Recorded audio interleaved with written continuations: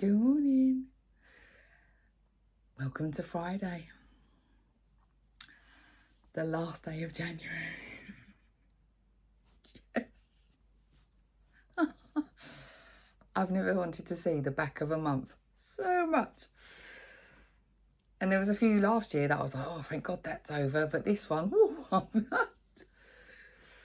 So yeah, last day of January, last weigh in of the month. I don't know what it's going to be. It'll be what it'll be. Any stay the same or losses I will take as a win. Because I've been all right, but there's still room for improvement. But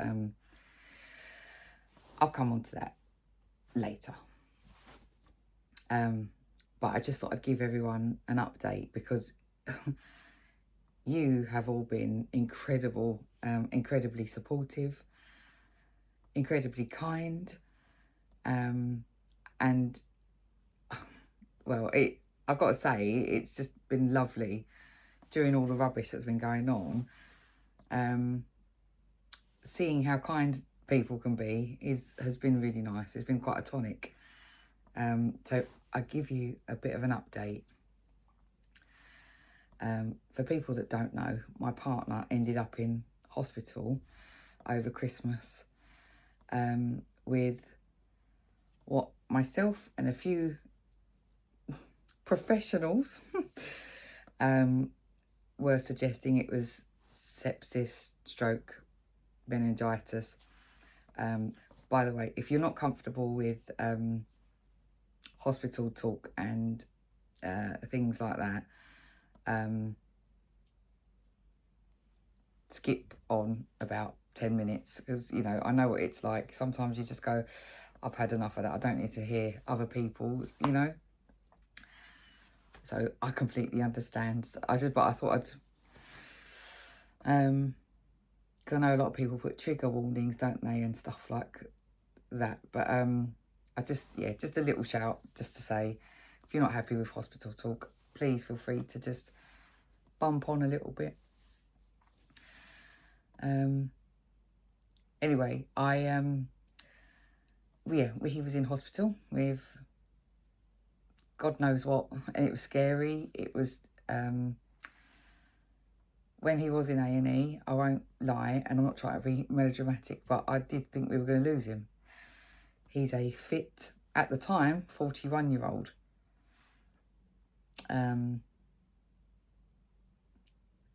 Out of the blue. It was just like that as well. It was... Anyway, his stay in hospital wasn't the best either, and wasn't able to visit him because of the neurovirus, so they'd shut down the majority of the hospital, which is, I completely agree. But he was told that this is looking like rheumatoid arthritis because some of the symptoms and stuff that he was experiencing and still is very common with the symptoms of rheumatoid arthritis. So we were like, oh, well, brilliant. That's like, not great news because there's no cure, but I understand the meds are fabulous. I have 3 friends that I know. They've got rheumatoid and they haven't had a flare up in years, and they take the meds, and even though they're young as well. And I was like, I took a bit of comfort from that. His recovery has been slow. It's not really been moving much. This past week, there's been a slight improvement. But he went to the hospital. We had his appointment with the rheumatologist on Tuesday, who was so thorough. We was in there for like an hour and 15 minutes in with him. He was fabulous. He touched every part of Jed. He examined. It turns out after examining Jed and looking back at the records, he was dangerously ill. And he kind of said if we hadn't have got him to A&E when we did, this could be a very different outcome. Which, yeah, rocked me a little bit, you know. Because it was in fact meningitis. So the initial thoughts of what I thought and 111 thought, and the first consultant in A&E were dismissed. I understand dismissing me, but you know,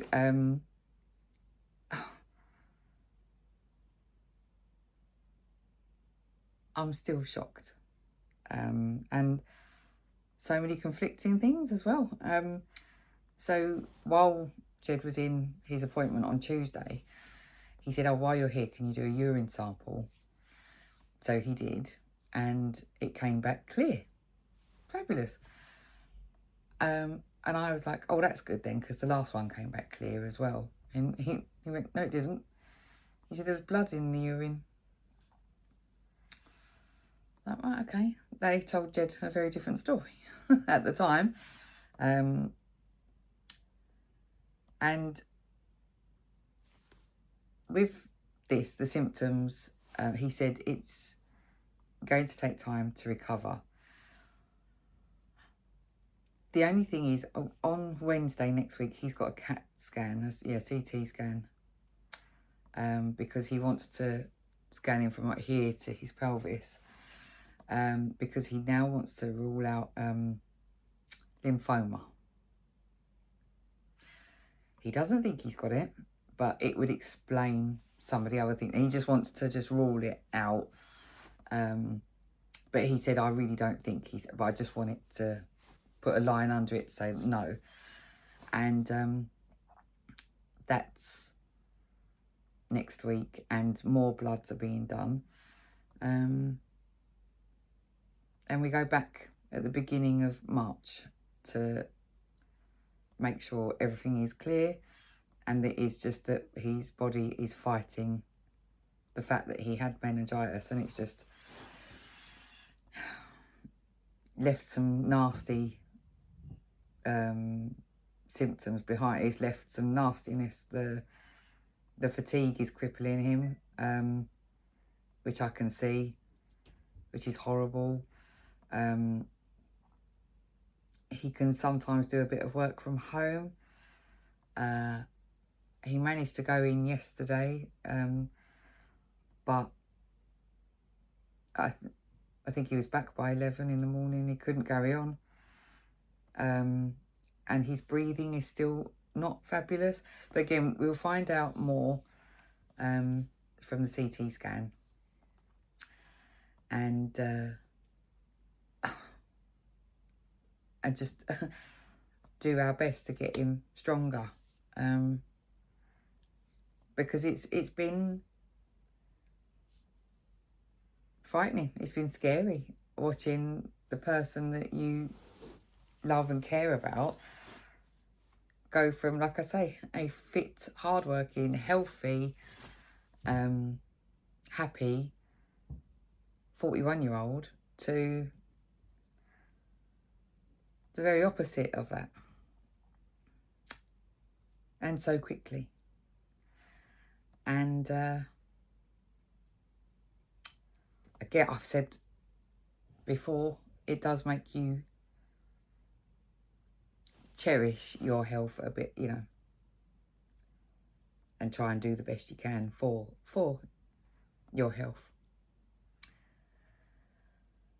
So that is the update. Like I say, on the plus side, it's not rheumatoid arthritis. But we've still got a way to go recovery-wise. But I'm determined we will. I mean, he's got me. I mean, how could he fail? Oh dear. But that is that's it in a nutshell. There's probably stuff that I've missed. There's been a lot of information and conflicting as well. That's confusing. It's been a month. It's been a long year already. But onwards, we keep going. I'm looking out the window, hoping that the rain would stop. Where I go and get weighed, it's about a 10-minute walk. Oh dear, I'm gonna have to go and find my brolly. Because like that rainwater could like add to the scales. So yes, I will stop this now and go and brave 1, the rain, 2, the scales, and I'll come back with an update. And like I say, if you've got to this point and you didn't mind listening about it all, thank you. And I'll see you in the next half.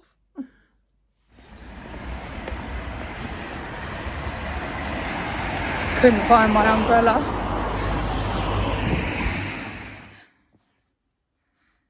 Good evening.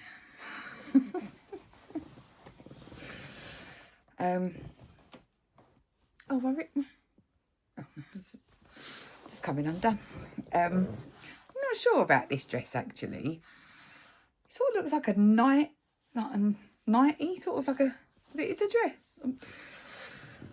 Anyway, right. Where was I? I've been to weigh-in, and I'll give you the result straight away because you've hung on, you've listened to the beginning bit. It's only fair. And it's another stay the same. But I think I got away with that one because I think I was doing all right up until Jed's appointment on Tuesday. And I think Tuesday, because by the time we got back and everything, I think I just had a sandwich. And then I just think it sort of, I got to like Wednesday, I was good, but the snacks have really crept in. And I have noticed that my food, so breakfast through to dinner time, my food's quite good. I'm eating my fruit. I'm eating my proteins, although probably not as much protein as I need. I'm drinking my water. God, sorry. I'm going to confess now, right? I did some few bits at some errands and stuff in town after weigh-in. Done everything that I needed to for Jed. And then I had a cheeky nap on the sofa, and now I woke up looking a bit...